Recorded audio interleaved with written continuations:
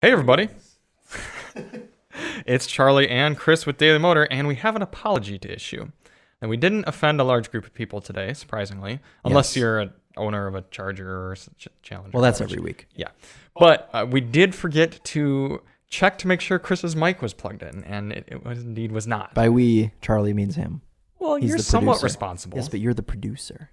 So it's kind of like blaming the mother for getting pregnant. There's two parties in this situation. You also did your part. Okay, sorry. We forgot to check if my mic was plugged in because it somehow magically became unplugged. Yes, it's crazy how that happens. Yeah. Mm-hmm.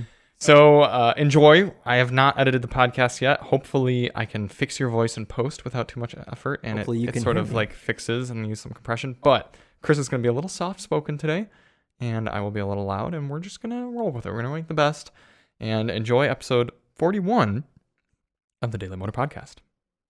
And drive on. Mm-hmm. Stellantis on.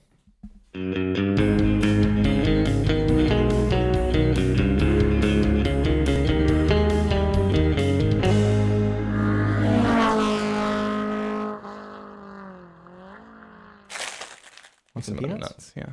Honey roasted, yeah. Yeah. Those are just part of the set now. As is this Hellcat hat. Oh yeah, which I was is going to wear that. appropriate. Here, let me see. No, you should actually wear that today. Here you go. Perfectly fitting. Because we've got Hellcat this week.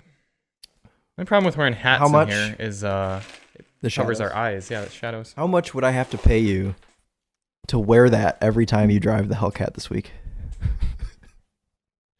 You can't drive it without wearing that. Unless you're filming, of course. That's tempting. Not only while you're driving it, if you like go somewhere in it, you have to get out wearing it and wear it around the store and walk back to the car wearing it and drive away wearing it. Basically, you don't take it off for 2 days. I don't think you have to pay me much because that's pretty hilarious. I might do it voluntarily. I was going to say you should do it. What episode is this? Episode 41 of the Daily Motor Podcast. Does 41 mean anything to anybody? I doubt it. Is 41 a prime number? I feel like it's prime number.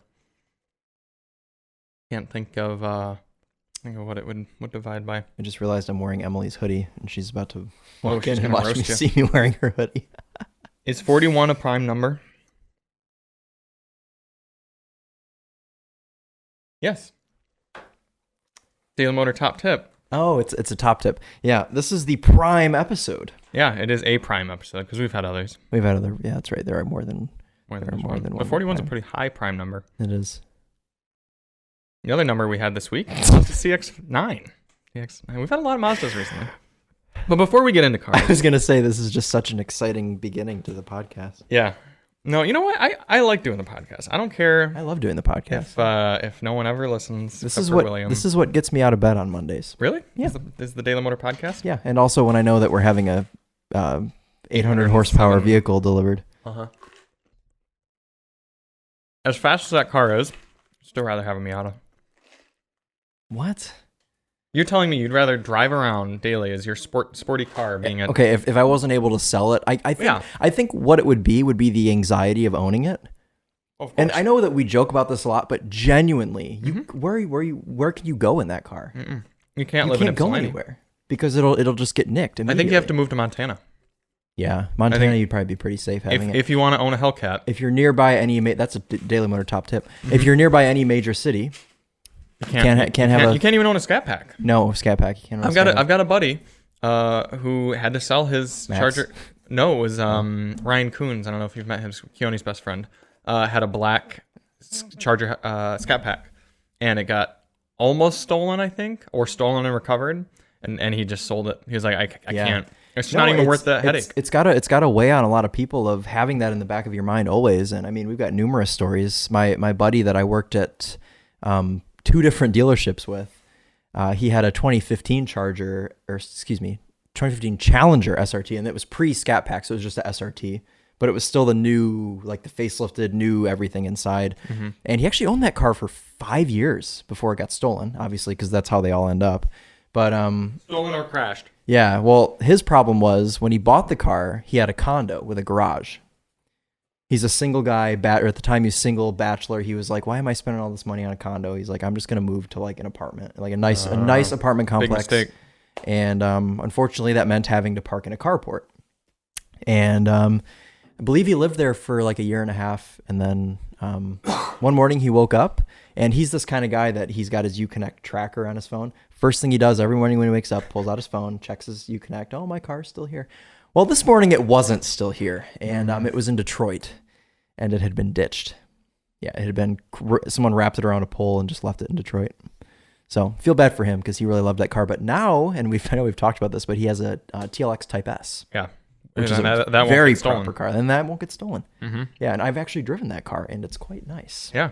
Yeah, the TLX Type S cool. is the Type cool. S is the best one, right? That's the one that he has. Arguably, yeah. Type S is like the one that Chris drove on track and stuff. Yep. Okay, that's what he has now. Mm-hmm. And then another guy that I worked at the dealership with has currently a Charger Scat Pack, which got broken into and rolled down the street, but he ran out and was able to chase the guys off. I think I remember. Yeah.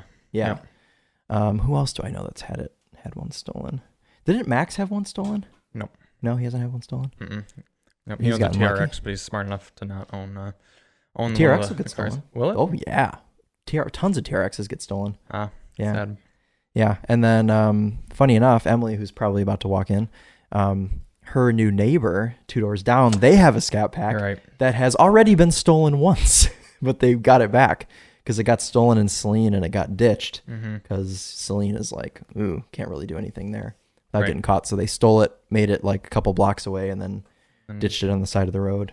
So. Yeah, no, but I mean, there are just numerous stories of like people that we know or whatever that scary world out there. Right, you have to completely just not own a car for fear of it getting stolen.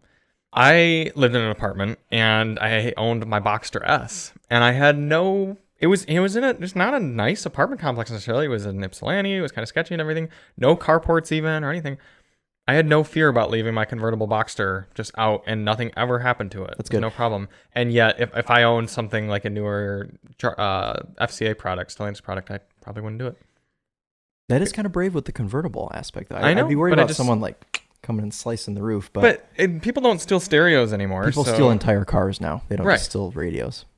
Well, what are they going to do? Break in and then what? First of all, it's a manual, so 3/4 of the thieves can't even drive. Did that car have sports seats? I don't know. Okay, because if it had sports seats, then they could have stolen those and gotten a few grand. But that's the thing is, I think more thieves in Michigan know that like you can steal a cat or something like that in 5 minutes than cut through a convertible top. And how would they? Put it this way.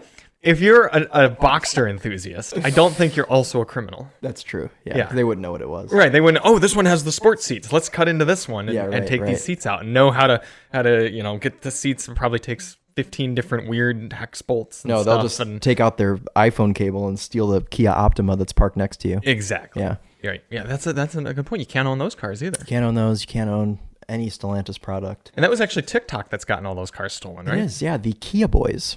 So really, former President Donald Trump was actually trying to protect Hyundai and Kia owners. He must have by blocking TikTok. He must have a share in Kia. And yeah, that must be what it is. We've solved it. Mm-hmm. We've solved first it. all the China comments and then the TikTok comments and everything. He's really just a big Hyundai Kia enthusiast. Yeah, we should ask some of our Kia PR people about that. See if they know anything. Yeah, Jeff, if you're listening, you and Trump, are you?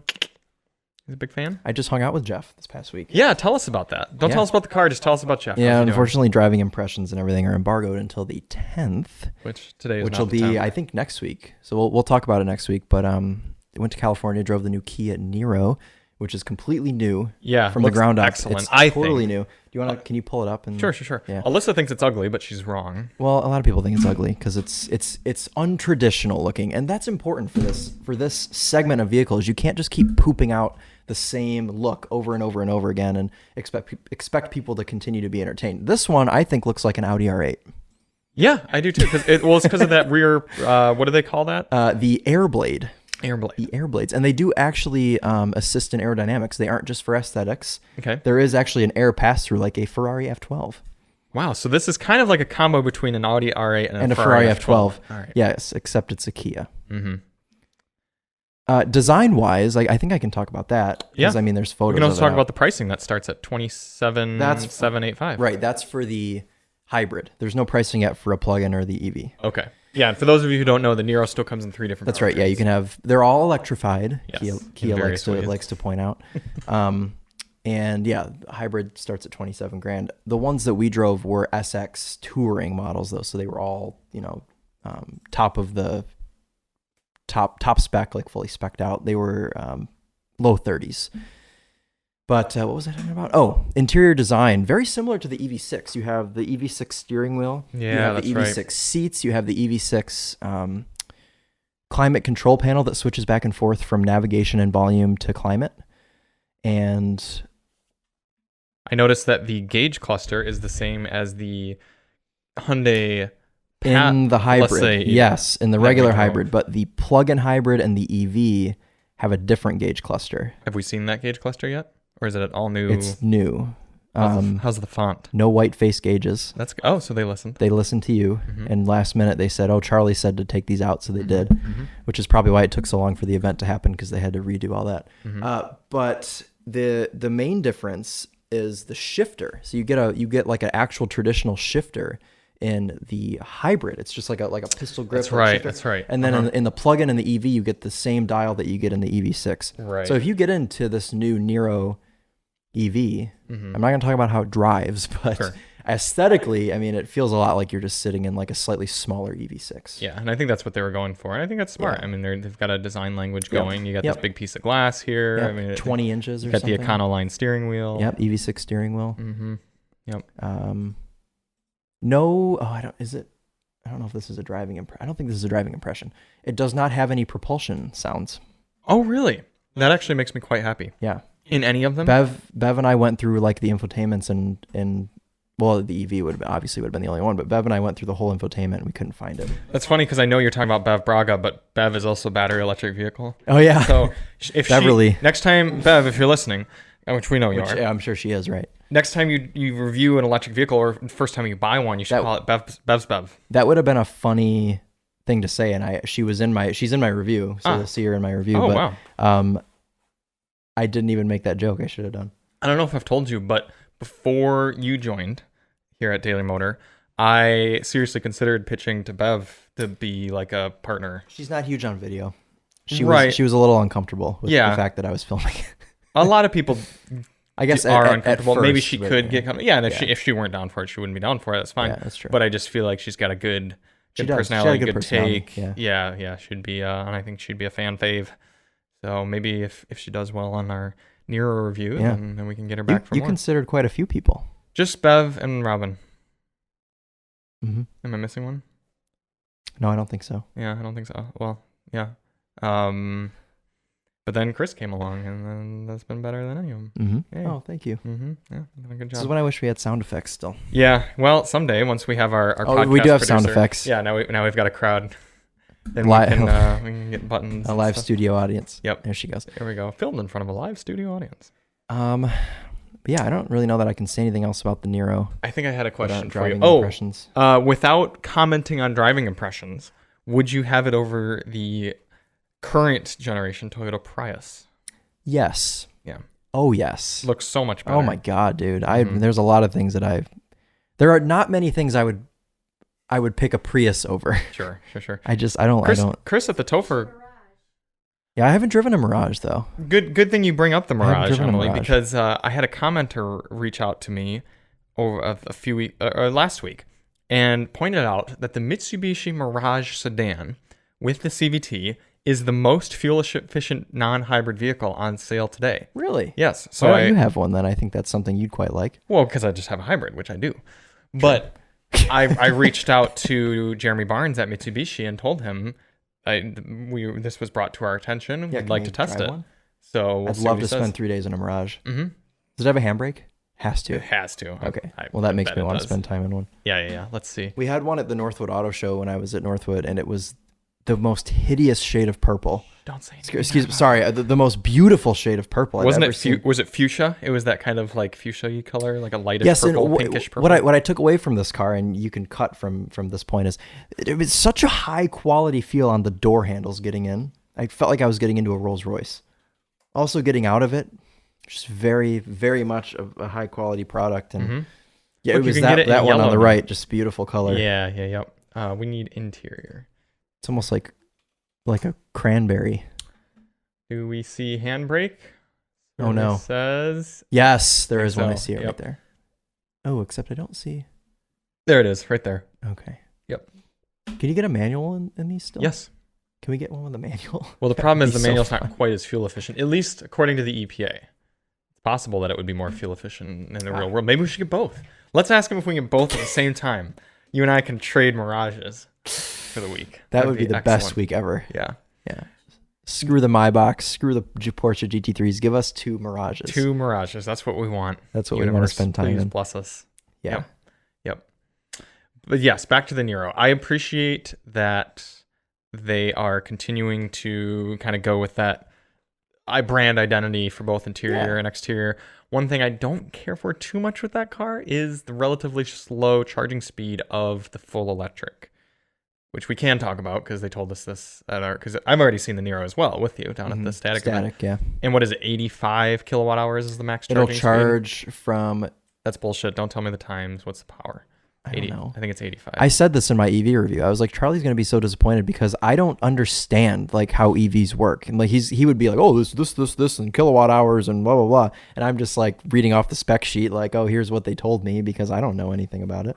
Well, yeah, it's kind of like, I mean, you got at the time I knew the kilowatt hours of the battery and the engine. Okay. They gave that to you in kilowatts? The engine? Let me read my notes. Because that's the same as power. Kilowatt is a unit of power. Kilowatt hour is a unit of energy. Oh, sorry. They get 64.8 kilowatt hour battery. Yes. 150 kilowatt motor. Yes. That's weird that they gave you the motor in kilowatts, but you just have to convert that to horsepower. I don't know. I don't want to say this because I don't know if it's right actually. Okay. So what is the bullshit time that they gave you from charging from like 10 to 80 or whatever? 15 minutes. 15 minutes to charge from 10 to 80? Yeah. Okay. So that's just essentially saying like how quickly can you fill your fuel tank. But what that's not telling you would be level 3 charging though. Yes. Right? Yeah, right. But that's not telling you is how full is your tank getting? Like how many gallons of fuel are you getting essentially? That'd be like somebody telling you could fill the Mazda CX-9 up in 30 seconds. But that's not telling you how far you could get with that 30 seconds. But isn't 80% just 80%? Yeah, it's 80%, but 80% of the Niro is going to be different than 80% of the EV6 or the Ioniq 5 or a Model 3 or whatever. Because not only do you have the amount of power, but then how efficiently can it use that power? We can also talk about this. The interior is 100% vegan. And they do this by using recycled wallpaper to make the headliner. I do remember that. Yeah. Well, because we talked about this. All the wallpaper comes from the UK, right? There's a town in the UK that they take all the wallpaper. They peel all the wallpaper off. Yep. And then Kia, they break into people's houses and peel off the wallpaper. And they make headliners out of it. Yep. No, but also the seats are made out of eucalyptus leaves, which have healing properties.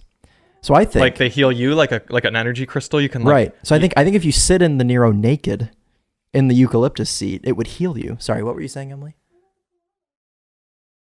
You know what's funny? Somebody brought that up. So we're sitting at the presentation, or no, we're sitting at dinner. Sorry, we're sitting at dinner. We have our Kia people around. Mm-hmm. I forgot who said it, but someone was like, "You're taking all the eucalyptus leaves. What are the koalas going to eat?" And the Kia. Who was that? Who said that? Who did say it? Sounds like I feel like I would know. Like recognize who said that. I don't know. But, forgetting who it was. Somebody definitely said it though. I was just So what do pandas eat? Bamboo and eucalyptus? Is that what it is? Koalas.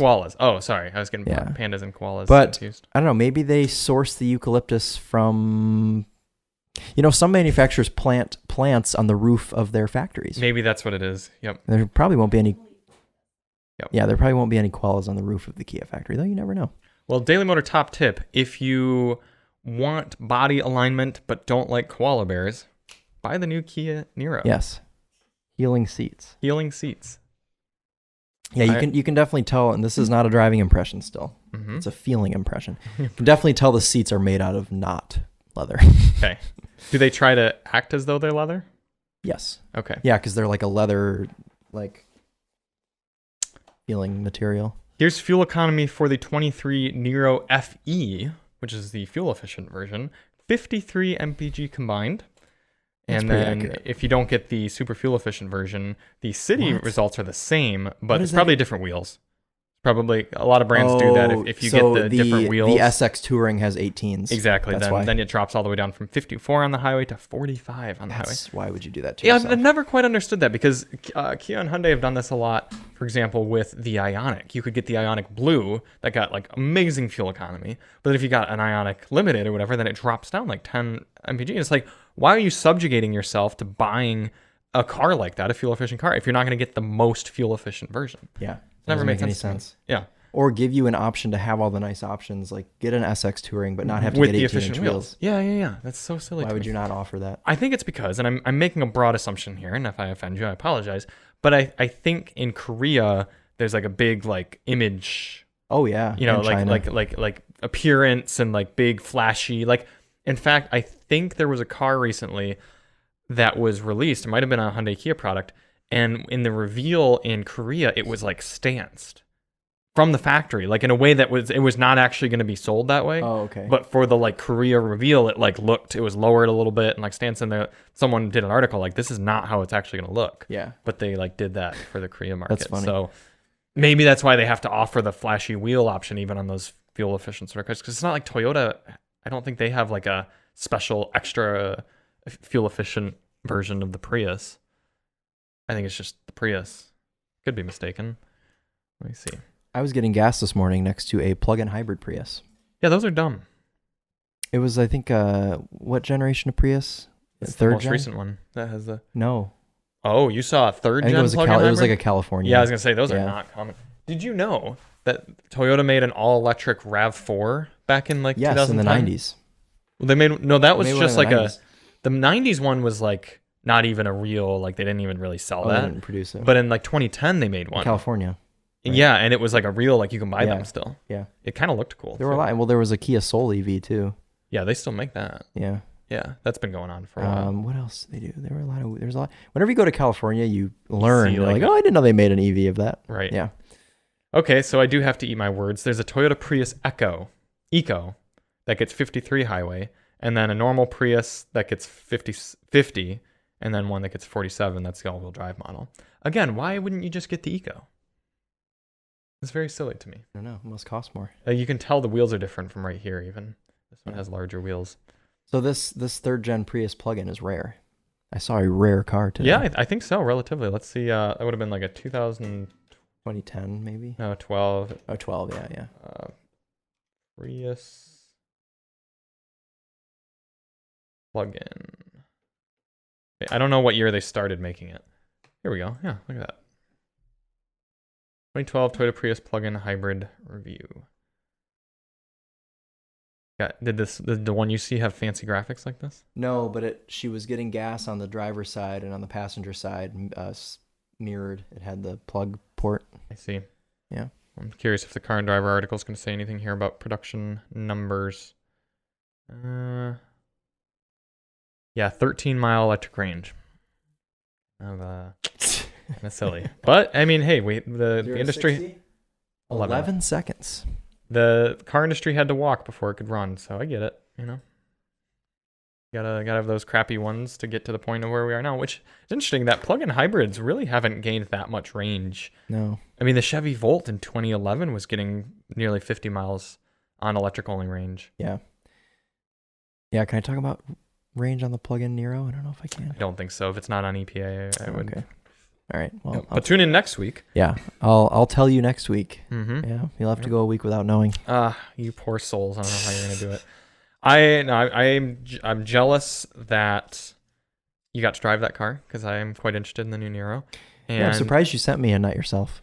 Yeah, I was back and forth on whether to send you on CRV hybrid or this, but you have a wedding right after CRV hybrid. Yeah. Also, it looked like it was a beautiful trip. In fact, Ken Panton messaged me and said you missed an awesome one.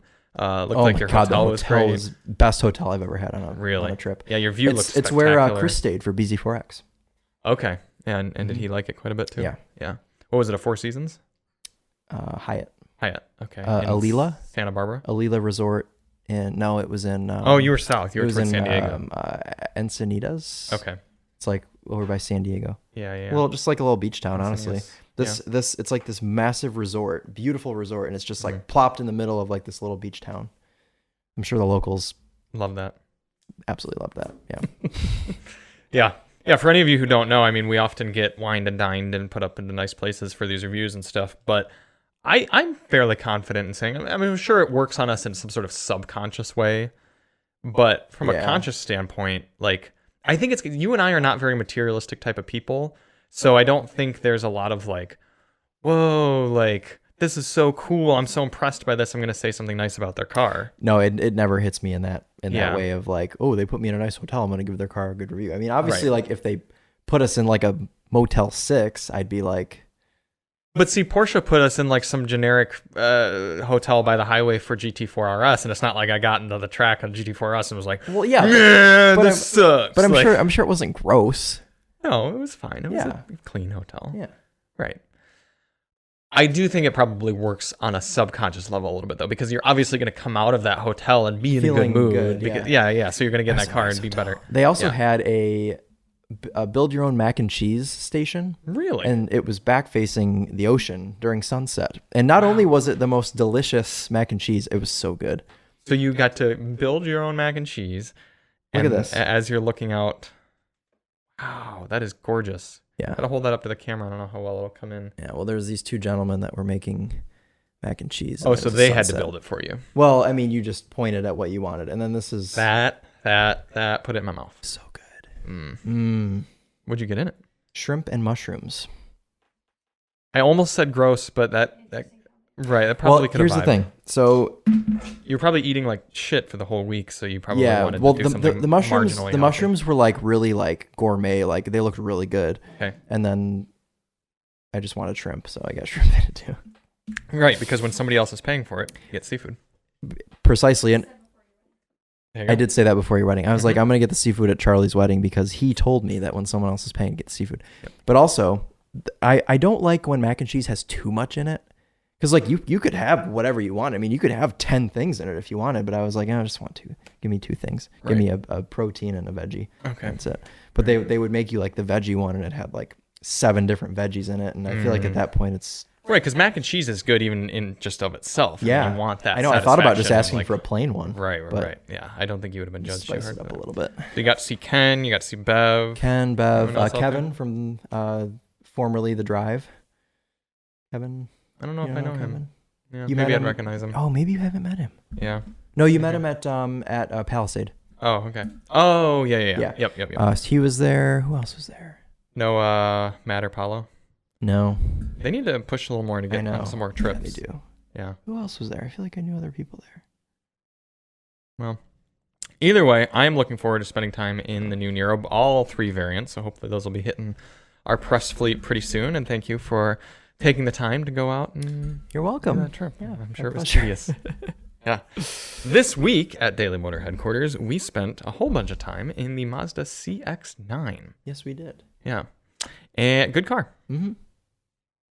That's about it. Yep. No. It was the Carbon Edition, so it looked nice. Yeah. It was journalist spec. It was journalist gray spec. with black wheels. Gray with black wheels. That's the 2022 journalist spec. It's a great car for someone who doesn't actually need a 3-row crossover. Yes. Because you can drive it around and it doesn't feel massive. Yep. It's easy to get in and out of, And it's honestly usable in like pretty much every way you would need. And I liked your way of saying it, and I'll let you... No, go ahead. No, I was just going to say about your whole recommending it to someone that has a 2-row SUV. Yeah. Because it's a little bit smaller 3-row SUV, but it would be more convenient for someone that only needs a 2-row and could possibly benefit from using the 3rd row, a few times a year. This is the way I see it. If you occasionally need the 3rd row, like maybe once a month or something, like you have 2 kids, and every now and then you want to bring yourself, your partner, your 2 kids, and your 2 kids' friends, then you can do that with the CX-9, and you could pack things in, and everyone could travel there. Might not be the most comfortable, but what you don't want to be doing is regularly using that 3rd row, utilizing it. Yeah. If you're someone who has 3 or more kids, if you're going to be using the 3rd row all the time, do yourself a favor and either get a minivan or a big-ass, full-size, like Expedition or Tahoe or Suburban or something like that. Yeah. Like, don't dick around with these kind of like crossover midsize, the Traverse, the Palisade, the CX-9.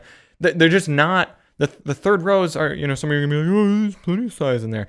Trust me, your life will just be so much easier, whether it's the amount of space behind the third row, the comfort in the third row. There's not much room behind that third row. Right. And you got to think, it's not only just getting your kids in there or whatever, it's cleaning it when they spill a bunch of Cheerios back there or something. It's pulling the third row up and down when you're putting things. It's putting a stroller and a bag and a suitcase or something in that little storage area back there. It's getting the people in and out and not scuffing the seats as you get in and out. It's a lot of things. So those kind of crossover mid-size things, I think some families are swapping those out for minivans, and you just really shouldn't. You're doing yourself a disservice to not be getting the sliding doors, to not be getting the seats that give you a giant amount of space when you slide them forward. I think of someone like the Topher's wife who bought a Highlander, even though they only have one kid. I think it's a little overkill. I think they could have been fine with the CX-5, but I get it also. I think it's more appropriate for someone like that to have a Highlander than it is for someone who already has 3 kids to try to make it work with a Highlander. Yeah, I agree with that. Not enough. Highlander or CX-9 in this case. Yep. I'm surprised you didn't bring up minivans. I did. Oh, You're on your phone. I said multiple times you should have a minivan. I thought you said Suburban. Well, I said that, or at first I said that you should have a minivan or one of the giant, like, full-size body-on-frame deals. Yep. Yeah, Emily just said that the CX-9 did fit in 2-car garage with another vehicle next to it, and there's plenty of room. And that's the thing is it has a third row, but you don't need to treat it like a 3-row vehicle. Yeah. I did some errands this weekend, and I ran to the hardware store, but I also had something large in the back of it, and I had one of the third row seats folded down. Mm-hmm. Did you notice, this was an annoyance of mine, I forgot to point this out in the video, but pulling the third row seats back up is a bit difficult. Yeah, because there's no strap. There's no strap, and the handle's in the middle of the seat. Yeah, and it's not a good torque. You have to lean in quite a bit. Right, and Alyssa tried doing it at 5'1". She had to get her whole pant legs on the car, and if you say it were slushy outside in the middle of winter, your whole outfit is ruined then. So I do think it's not a third row that you're going to want to be putting up and down regularly. I'm surprised also that it doesn't just have a button. I know, and maybe the signature model would have that, but I don't think so. I doubt it. Yeah. That's the other thing we found is this Carbon Edition costs nearly $10,000 less than a signature, 5 or 10 or something like that. $5,000. $5,000 less. And you're not really missing any of the accoutrement getting this Carbon. Yeah. Which I think the Carbon Edition is based off the Touring, right? Yeah, and it has red seats. Yeah, the red seats are nice. Mm-hmm. Journalist spec. Yeah. Red seats, black wheels, gray paint. Gray paint. Mm-hmm. Not just any gray paint. That particular bluish, grayish. Gray. Yeah. What is it this year? Everything is that color. That's the press spec. Cactus gray. Yeah, we saw a cactus gray-ish CRV, I want to say, the other day, and Alyssa was like, "Oh, I love that color so much." No, sorry, it was a RAV4. This is all Audi's fault, right? Because of the grays that they've done. This is all entirely Audi's fault for starting this trend. Damn it, Audi. I've never been a fan of gray on cars. Gray and silver. Some cars look good in silver, but most cars I don't want in gray. So, yeah, it's been a sad year. I like blue and red. I like blue and red as well. Blue and reds are both good colors. And you've missed out because last year I think the press car color was blue. No, it was red. All right, well, 2 years ago then it was blue. Okay, well, last year, I was with you guys all last year. Yeah, we had everything was red. Everything was like that metallic. Yeah, that was a good color. Metallic red. Yeah. I'd like to get into a green year. I want greens. We're seeing a few greens right now, but we need more. Well, I went up to Chris's last week and drove the Stelvio Quadrifoglio. That thing was Which was remarkably the most beautiful shade of green. Unbelievable. I don't think I've ever seen a green that's as pretty as the green on this car. It's obviously there are parts of the paint that are uneven because it's an Alfa Romeo, but if they were to actually paint it properly, whew. Yeah. Very cool color. Stunning car, just overall. Yeah, how'd you like driving that? It's good until you have to steer, and then it's terrifying because it drives a lot like the Giulia, like the car version of this. But the steering is the exact same. Mm-hmm. And explain that for the viewers who don't know, don't understand. The Giulia is good because it's a car and it sits very low to the ground. So when you steer it, and it's the steering is very quick. Okay. So when you steer it, it goes where you point it, and it goes smoothly. However, the Stelvio, it's an SUV, so it sits higher, and it has the same fast steering. So it's very just like twitchy.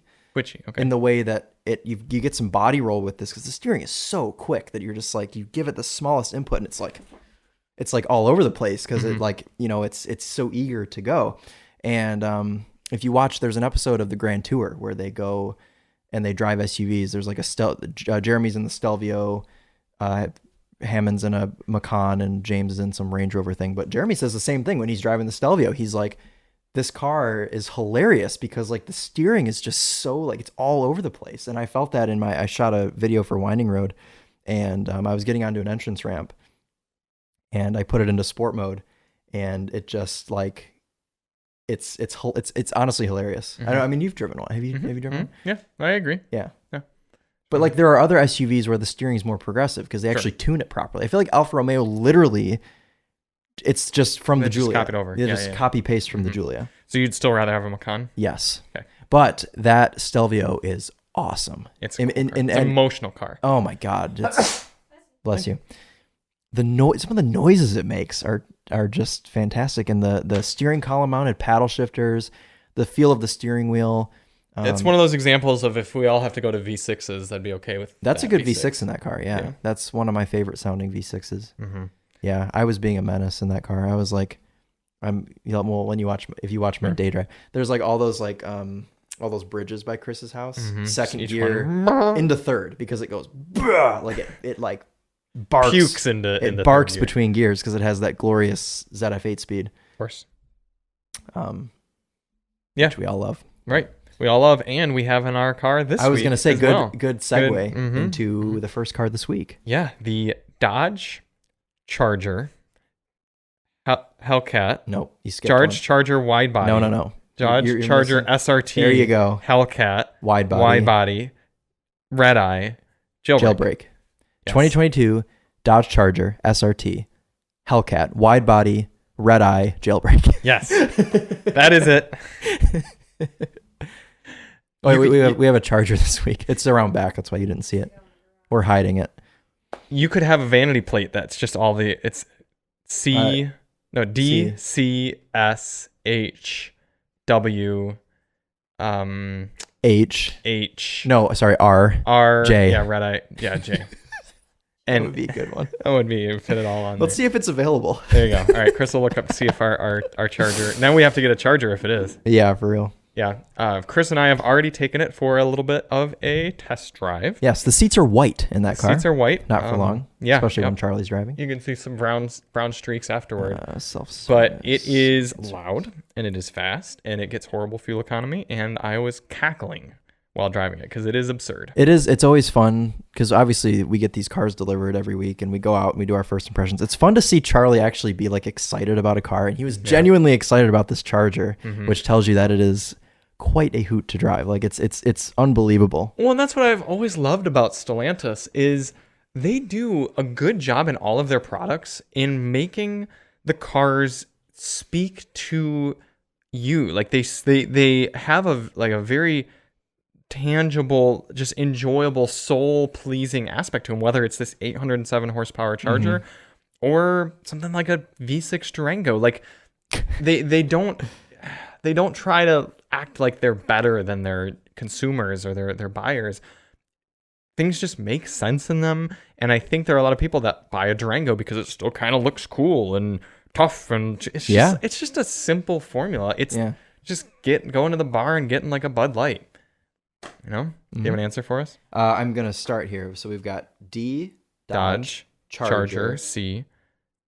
So DC Dodge Charger SRT Hellcat Widebody. Yep. Redeye Jailbreak. It is available. Let me see. Okay. DCSHWRJ. I had to do Dodge the white Charger plate. SRT Hellcat Widebody Redeye Jailbreak. I had to do the white plate because the blue plate you can only do 6. Yeah. That's awesome. It wouldn't fit on the blue plate. Yeah. Cool. So if you're listening and you're going to buy one. Oh, I clicked order plate. No, I don't want to do that. You got to get that plate. Yep. Let's try this one. Are you trying it with a different type of plate? Yeah, I've never done a vanity plate. I think it's because I'm not. This is available. Jail Bluetooth. That's pretty good. You can't fit the whole thing. Yeah. What about number 8? Jailbait. That's good. Yeah. Too bad you can't sell vanity plates on the used marketplace, because that would be a smart one to have. Jailbait. Like if you could sell that on eBay. That's funny. I think you can do that in the UK. Sell the rights to it. You buy plates in the UK. Well, because in the UK, don't the plates stay with the car? Yeah. They don't. They do in California as well, don't they? I don't think so. I don't know. If you live in California, yeah, let us know. I've never understood. California is basically another country. Mm-hmm. You go there, it's totally different. Yep. I've always thought that the plate stays with the car in California. I don't think so. I'm curious to see. If you live in California, let us know. Mm-hmm. Because everybody will still be listening at this point. Yeah, lives in course. California. Yeah. Where does Will live? William Long. I don't know where he lives. Well, he drives a Mazda. If you're so inclined to disclose your state of residency, let us know. We're curious. But the other thing that was cool about the Charger is it is actually still quite an easy car to drive. Mm-hmm. Like, except when it's spinning its wheels in fifth gear with traction control on. I do think it's kind of funny that it gives you 2 power modes. One is 807 and one's 500. Yeah, do you have the key on you? Yeah. You could still, 500 horsepower is still going to put you into the ditch. I just wanted you to show them that it was the red key. Yeah, they don't bother giving us the stupid black key. For those of you who don't know, Hellcats come with a red key and a black key, and the black key only allows you to have 500 horse. I saw a video recently where it was someone got pulled over in a Hellcat, mm-hmm. and the officer wrote him a ticket because he was driving with the red key. He said, "This is for track use only. You can't be on the street with this." And he wrote him a ticket, which I'm sure, go to court, fight it, and you'll win. Yeah. But it's just like typical police officer, it must have been in California. It had to have been in California. Okay. There's no way it was anywhere else. But they're cracking down on stuff like that in California. Yeah, it's a shame because I like a lot about California, but I don't think I could live there. Oh, no way. I feel the same about Texas. I think there's a lot of people moving to Texas to free a lot of California. There's a lot of cool things going on in Texas, but I just could not live there with the political stuff, the weather.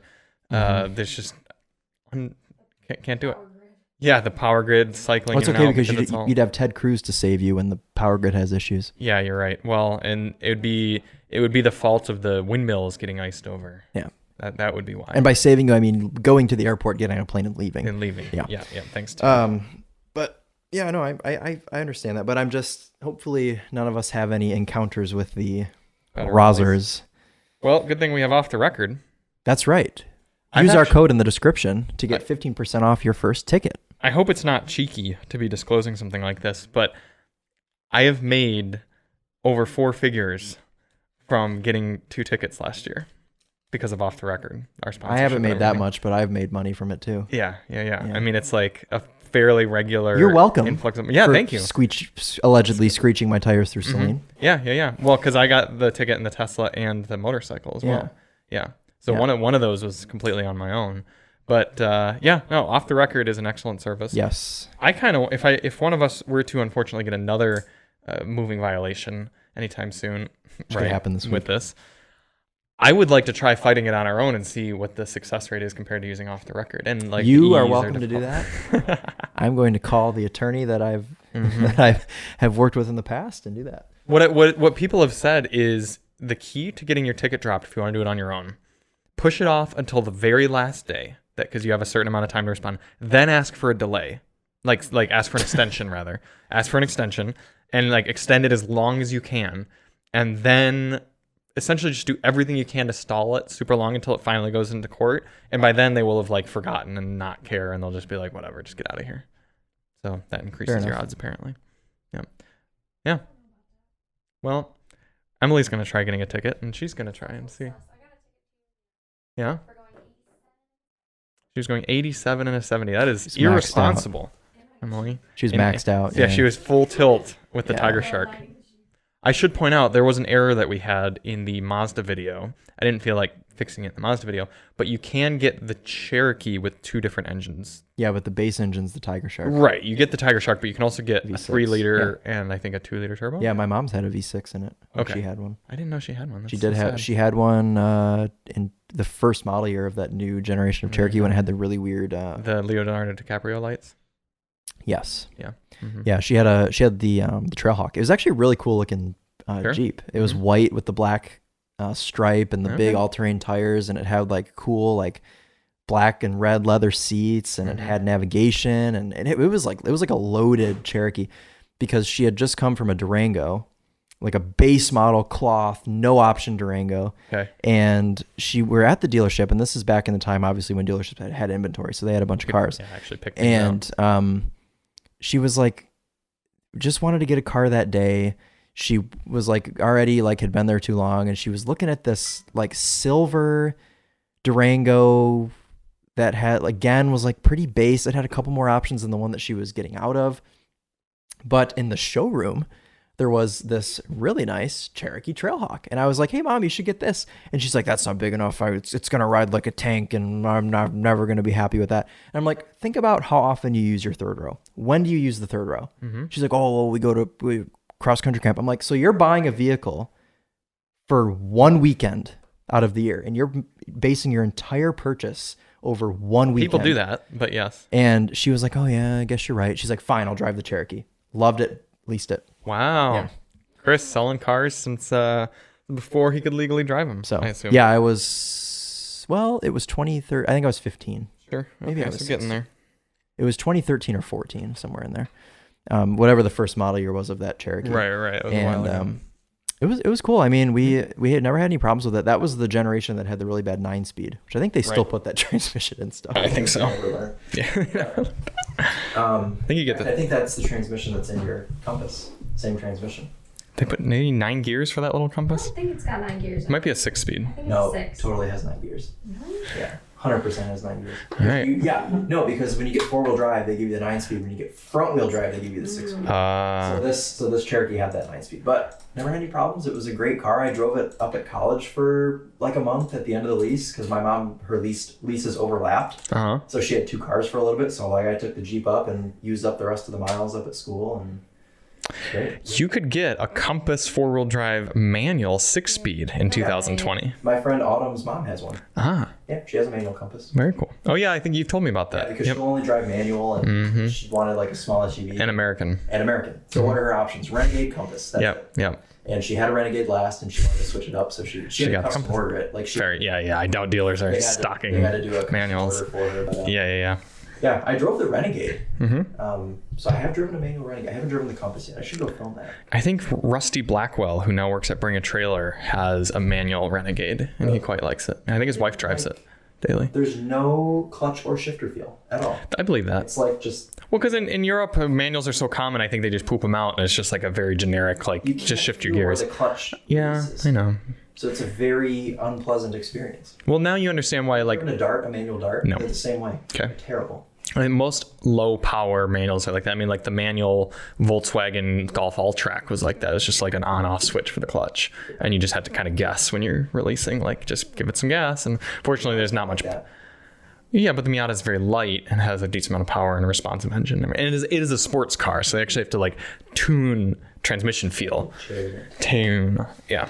Your mother has owned so many more cars in the time that my mother has owned cars, because I think... Well, my mom leases, so she gets... her most recent car she bought, but prior to this most recent car, she would just get a new one every 3 years.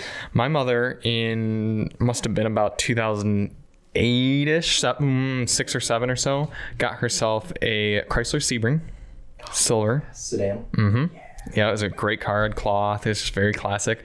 She owned that until probably about 2011-ish or so, and she got a Jeep Grand Cherokee in that cool... mom car. Yep, it was kind of a cool, like, greenish, brownish color. Jeeps always had very cool colors. I know the color you're talking about. Yep. Mom had a Grand Cherokee in that color, too. Okay, yep. She had the V6 Laredo, like, pretty simple, worked very well. She had that all the way until about 2016.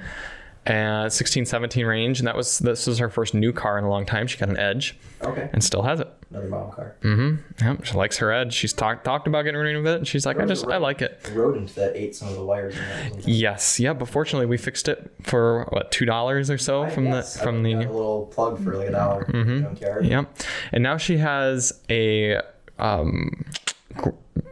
why am I blank? Town and Country as well. Chrysler Town and Country.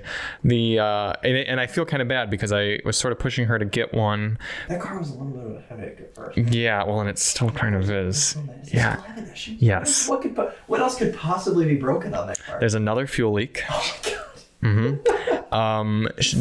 to do with the transmission mounts you could have are like wore out. The nicest one ever, and it would have been the same price. But this is the thing. I think there is no such thing as a nicest one ever in that generation. I'm convinced that they cheaped out so much for that gen that just everything sucks on them. Because look at Peggy.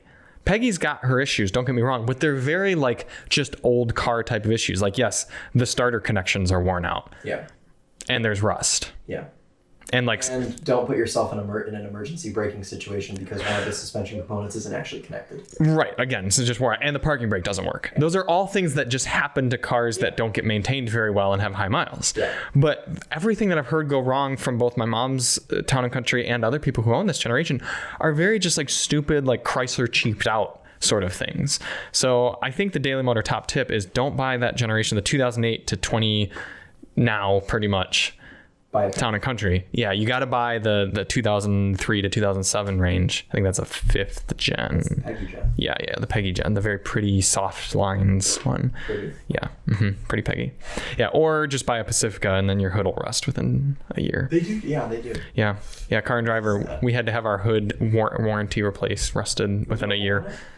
No, but trust me, if there's any rust, Chrysler was willing to. For you guys. Yeah, I mean, it was still under the new car warranty, for gosh sakes. So, yeah.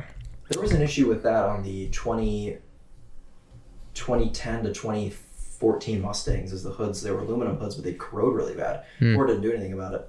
They said it has to be a hole if you want us to fix it. Speaking of Ford, I have 2 recalls for our Maverick. Oh, good. Yeah, my dad has a ton on his F-150 too. But he's just trading it in here soon, right? So he doesn't care. Today he's trading it in? Yeah, he's getting his new truck today. Ooh, congratulations, Mr. Brower. Getting his new blue 2022? Atlas Blue, 23. Ooh, 23. He's driving a car from the future. Yeah, 23. Same as his, Mike. Same as his current truck. It's just got the all-terrain. It has like the smaller wheels. Okay. Ooh, good call. Ride better. Terrain tires. Yeah. And it's not cursed. Yeah, his current truck has so many problems. But yeah. Bold of him to think that this new one's not going to have I told him to get not an F-150, but get a Silverado or something, or even better, a Sierra. I told him to try a Tundra. The new Tundra is so ugly, though. Yeah, but just to try it. I know. And it feels exactly like an F-150. So all you're getting is an uglier but more reliable F-150. Reliable is the key right there. Yeah, but he just gets new ones, so it's okay. That's true. Well, not necessarily, because this... How long has he had this ride? He's probably had it. He's had it over a year. I think it spent 6 months at the dealership. Probably could have lemoned it. He could have. I'm sure he could have, yeah. But he didn't. So yeah, the new one comes today. But it's the same truck. It's just a different color and it's got different wheels. And then smaller wheels. And then Gene Buttman's Ford is going to list his current truck for probably about what your dad paid for it a year and a half ago. Probably. And then sell it for that much. Speaking of which, they sold their standard range Lightning for $20,000 over sticker. They sold it? Mm-hmm. How do you know they sold it? Stu told me. I didn't even get to see it. Yeah, no, it was within less than a week. It was gone. I was there and I wanted to go look at it because I've never seen an XLT Lightning. I meant to go look at it. It's gone. Damn. Someone paid over $20,000, which is bonkers to me. Because as much as I like the Lightning a lot, you could literally take that $20,000 plus however much more expensive a Lightning is over a gas XLT to begin with, and just pay for fuel. Pay for fuel and oil changes and have a truck that you don't have to ever refuel. And it's not going to be as smooth and as powerful, but it's just super easy to own. You could pay $60,000 and get a Lariat. You could probably get a Power Boost, actually. Yeah, you could probably just get yourself a Power Boost that someone didn't buy because no one likes hybrids. Yeah, I was going to say, you could probably get sticker. Dang close to sticker. A Lariat Power Boost, like $65,000. Mm-hmm. And... yeah, that blows my mind. I know. I think it's just the whole it's the hype. Ooh, it's the lure of the Lightning. Yeah. I mean, that thing's probably has cloth seats. Probably. So if you're the person who paid $20,000 over sticker for a standard range XLT F-150 Lightning at Gene Buttman, why? Why did you? Let us know in the comments. Yeah. Very silly. What else was I going to say about Maverick has recalls. Yeah. So I have a recall for the passenger side impact airbag, I think. And something to do... I think that they would get airbags right by now. Yeah, Nathan said that before too. He's like, how is that the thing they're screwing up? And it's like, I don't know. Yeah. And then there's something else that was like drivetrain related or something. I think it just might stop working or something. So that's good. But yeah, I need to go in and get that recall done. On other Maverick news, your buddy Matthew drove it for quite a lot of miles, liked it so much, and his brother liked it so much that he's going to try to buy one. Very much impressed. Yeah. Yep. And so he was super thrilled. They were all over the height of 6 feet. 3 grown men fit comfortably in it and put all their gear in the back, and the Truxedo Century CT cover that we have kept all their stuff dry because it's a watertight cover. Yeah. He told me that it was the most optimal and perfect vehicle for his trip. Yeah. He's like, there's no other car that would have done it as perfect as the Maverick. Right, because it got good fuel economy, had a place for all their gear, good amount of room. Yep. I mean, obviously a Lariat would have been a tad bit quieter and more comfortable. Interesting observation that he pointed out that I had never considered because we don't really ever have people in the back. The speakers for the Maverick, the rear speakers are right up at the head level of the passengers. And so he said that whoever was sitting in the back when they started to listen to music said, guys, you got to turn it down. It's blasting me, because their ear is right next to the speaker. So they actually had to turn the fader all the way up to the front to balance the sound out more. So that's interesting. And he said he took it up. He said he took a quick detour to Mexico and drove it very quickly, and the hood fluttered quite a bit, which is interesting because I've never driven quickly in the Maverick. It's one thing I like about the Mav is it doesn't encourage you, the throttle tuning and everything, it just doesn't really encourage you to speed much. It just kind of gets up to, it's quick. If you lean on it, it's fast. But above 80 or so, 70 or 80, it doesn't really like beg to go faster. Just nice. So while he had your Maverick, you had his Tesla. You're right. Did you enjoy spending a couple days? I did. I was going to say, Alyssa drove it more. I didn't get to drive much of the 2020 Tesla Model Y long range, which honestly, even though that car is the second faster 0 to 60, or maybe only half a second than ours was, you don't really notice it that much. I know, and it really wasn't that dramatic. No, the standard range car was really quite tops in terms of just a very optimal package. The white interior is cool. Alyssa said it just felt like marshmallows, which makes sense. Alyssa probably enjoyed spending. She did. She remembered how much she missed it. And it was kind of unfortunate because she was just kind of getting to the point of like, yeah, I like the Maverick a lot. Like, I'm happy with it. And then she drove the Tesla and she's like, fuck, I remember why I like this car so much. Yeah. But they've done some tweaks and changes to the user interface that are nice. Like, for example, now you have blind spot monitoring. When you turn the signal on, you get the kind of Kia style thing where it comes up on the screen, and a few other little tweaks that are nice. But the car's not holding up super well. There's a lot of creaks and rattles. It's not very many miles on it either. No, it's only got like 20,000 miles, and it doesn't drive that much. Yeah, it's not super inspiring from a longevity. And I know that's like the cliche thing to say about Teslas, but it's true. I mean, it just doesn't sound like a newish car anymore. I'm sure Emily's Jeep probably sounds more solid inside it and feels good at 20,000 miles. Right. I complain about it a lot. Right. Yeah, it's just powertrain issues with the Jeep, whereas the Tesla, it's like, it's just, it's tough to know that now you'd have to spend $65,000 to get into a car like that, and that's how it's going to be after 20,000 miles. So I like Teslas. I just don't think I'd buy one at this point. Maybe I'd buy a Model 3, but like probably just get an i4, although the i4 is not going to work either. So Escape hybrid. You're right. I'd buy an Escape hybrid. Funny enough, I took a photo of both the Model Y and the Escape hybrid in my driveway next to each other, and I said, I wonder which one would cost more to own after 5 years, like the cost of ownership. Oh yeah, probably the Tesla. Probably. Yeah. Tires. Very expensive. Yep. Insurance. Although, fun fact, out of the 3 cars I have insured, the Ford Escape is the most costly to insure. Probably because they're crashed more. Yeah, I think it's a statistic thing. Yeah. But even more, it costs double. Excuse me, I'm getting a telephone call. Honda. No, it's my father. Oh. Sorry, Dean. The Escape costs twice as much per month to insure than Peggy, than the Town & Country. Yeah, because I think no one drives the Town & Countries over 65 miles per hour. No, they're all driven by old ladies. Yeah. And Escapes are all driven by high school girls. Exactly. So that's why. Yeah. So Daily Motor top tip: if you want to save money on your car insurance, don't buy a car that's driven by high school girls. Buy a Peggy. Buy a Town & Country. The Town & Country is the best used car to buy. It just is. It just is. And every time we talk about something, we always end up talking about Peggy. Yeah. And if you can't find a Peggy, Charlie will sell you his. No, I won't, because that's a liability. You get a LeSabre. You get a Buick LeSabre. You want to own cars that are typically driven by old people. Can we do a video where it's like Charlie's, I don't know, we can, like, Charlie's dream video. Yeah, and it's just Peggy Peggy and a LeSabre, and then an Escape hybrid.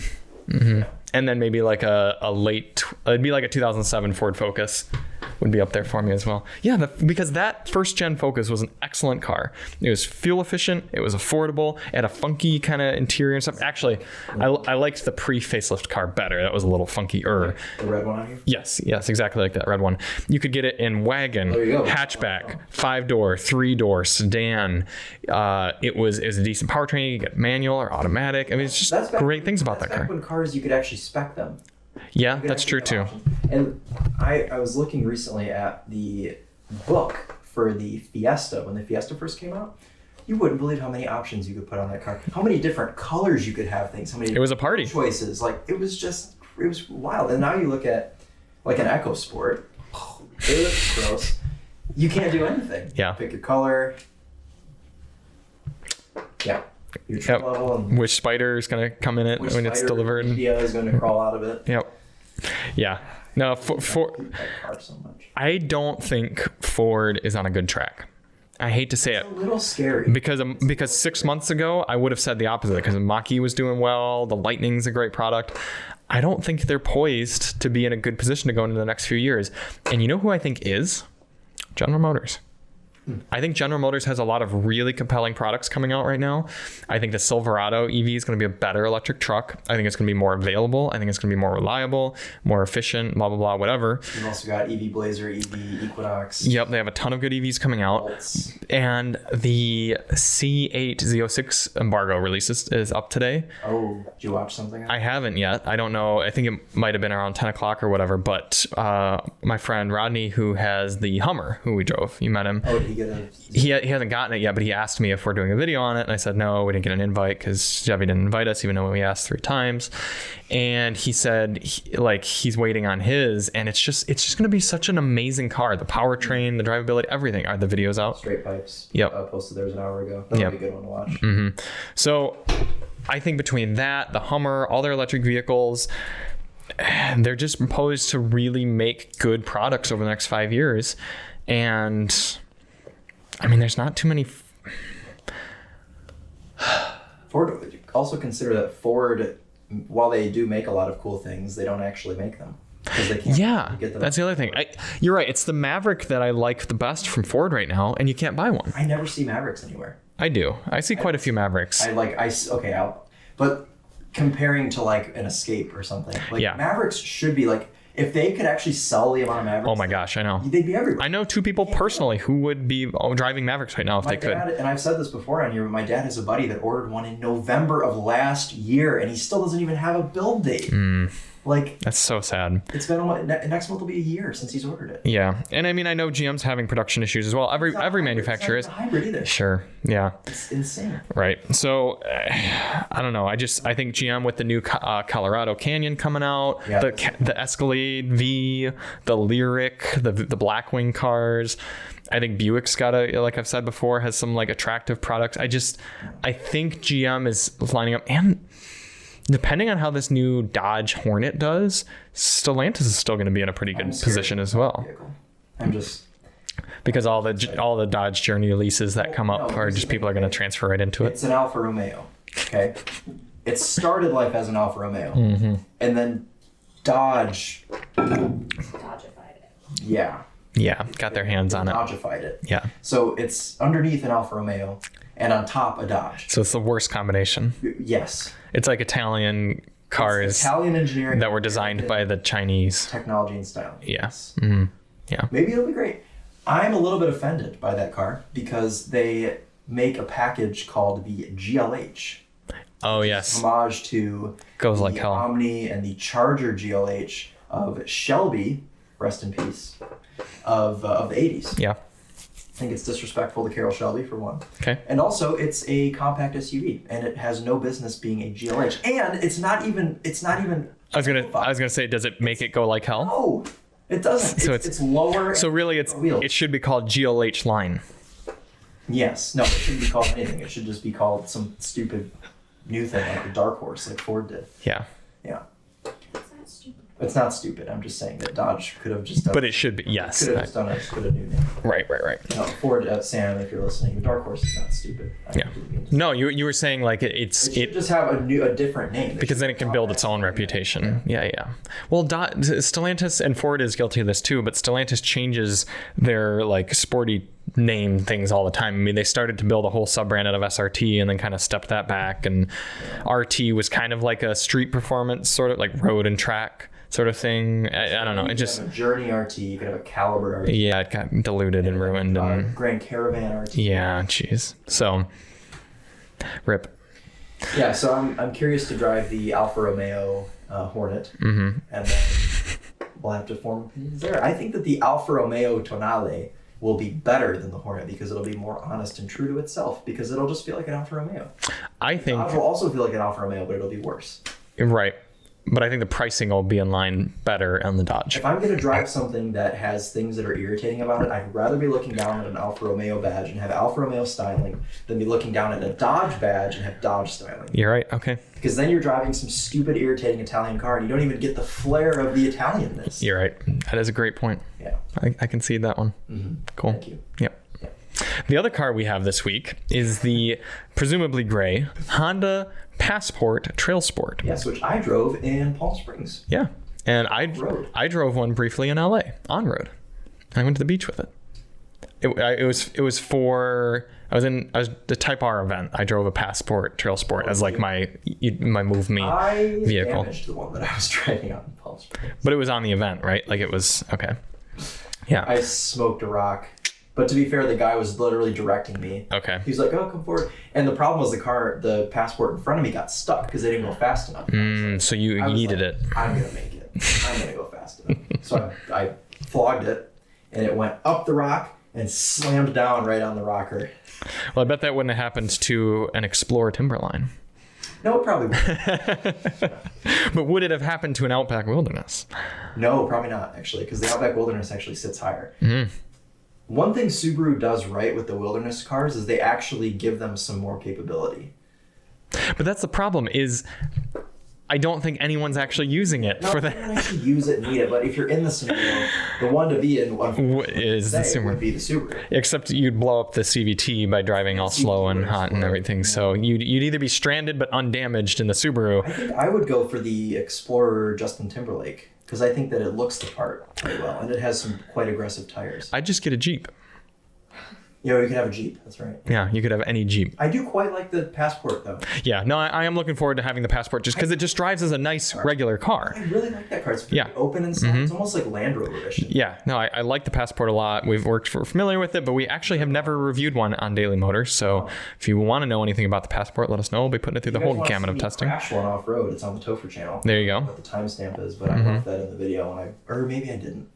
I think I left it in when I bottomed it out. Yeah. Pretty sure it's in there's the Topher video where I'm off. Hopefully Chris didn't take it out. He might have taken it out. That's possible. Yeah. I'm pretty sure I left it in. Okay. Yeah, but that'll be a fine car, and it'll be a nice reprieve because what'll happen is we'll be butt puckered from driving the Charger, hoping it doesn't get stolen, hoping it doesn't get crashed or anything like that, and then we'll exchange and get the keys for the Honda and be like, this is better. I believe you have a Copart car for us. Yes, I do have a Copart car. Only one, but that's good because we were driving one for quite a while. His favorite pastime is Copart. Yes, it is. Now, this is kind of a weird EV. This is one of those cars where you go to California and it's an iMEV. Oh, that was loud. It's an iMEV. It was just a remote. Oh, okay. It's not an iMEV. Okay. Similar though. 566 692 02. All right, I get two more guesses. Mercedes B-Class. No. You're in the right realm, though. I'm in B-Class. Yeah, you're definitely in the right realm. I am hoping I think they sold them here. I think they sold them in Michigan. I'm not... Maybe they didn't. I never see them. I don't know that I've ever seen one. Maybe back when they came out. And it's probably not... No, it's a full electric? Yes, it's an EV. Wasn't the B-Class Canadian? Yeah. Wow, look at this. A Mirai. An old Mirai. Oh, yeah. All right, well, let's just find out here. Enter button. Oh yeah, they definitely sold them here. This is great. 2016 Fiat 500 electric. Yeah. Chris Amos and I have actually discussed the possibility of getting one of these. I would love it. Yeah, because you could drive it in a shopping mall, couldn't you? Yes, you could. Maybe we should buy this one. Oh, there's a reserve yet though. It's interesting that they list the reserve. It's not that badly damaged. It's like pretty minor. Yeah. The parts would probably be kind of hard to get. Well, I don't think so, because it would just have the same fender, same headlights, same. You think? As a regular 500. The bumper's probably different. I was gonna say, and if anything is damaged in the front, like powertrain wise, that's true. It might be tough to get, but it is cute.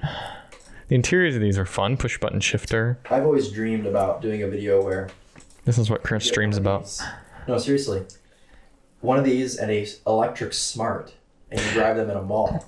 You do your entire video comparison indoors. Indoors? Yeah. In a mall? That would be fun. Could we maybe hook up with like one of the local go-kart tracks and take it around the little indoor go-kart like at JD Karting or something like that?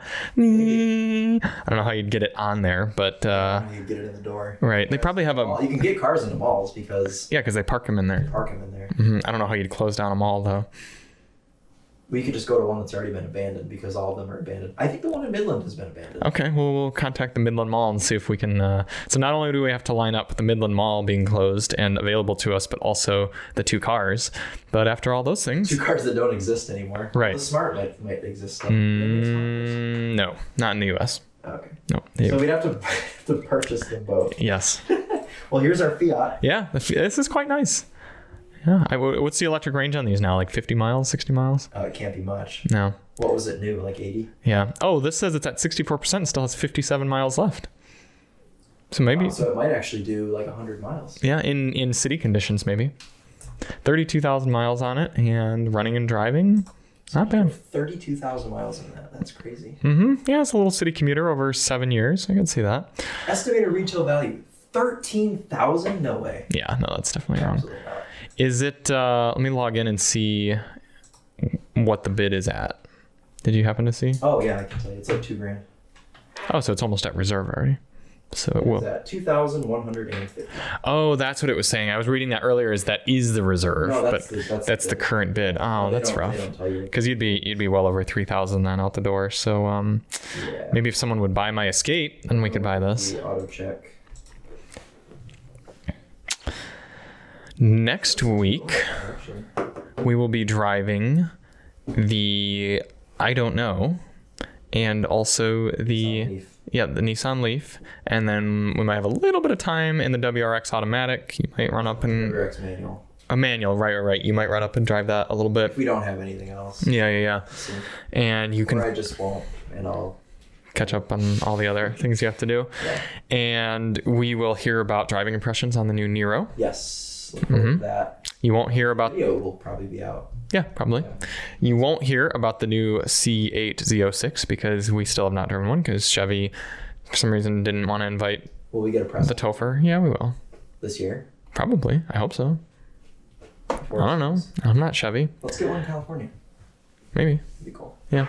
We'll be able to get one here. Okay. Well, they'll probably give it to us like on winter tires or something. We'll drive in the snow. Okay. And wish good things to Chris and I for driving the Charger. Good vibes. The rest of the week, good vibes. And we will see you on the next one. We are Charlie and Chris with Daily Motor. And as always, Stellantis on.